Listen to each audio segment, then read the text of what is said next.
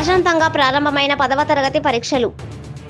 నారాయణపేట జిల్లాలో 10వ తరగతి పరీక్షలు ప్రశాంతంగా ప్రారంభమయ్యాయి. జిల్లాలో మొత్తం 38 పరీక్షా కేంద్రాలలో 7,678 మంది విద్యార్థులు పరీక్షలకు హాజరు కానున్నారు. విద్యార్థులను క్షుణ్ణంగా తనిఖీలు నిర్వహించి పరీక్షా హాల్లోకి అనుమతించారు. ఎలాంటి ఘటనలు జరగకుండా పోలీస్ బందోబస్తు ఏర్పాటు చేసి 144 సెక్షన్ అమలు చేస్తున్నారు. విద్యార్థులు అస్వస్థతకు గురైతే ప్రథమ చికిత్సలు అందించేందుకు వైద్య సిబ్బందిని ఏర్పాటు చేశారు.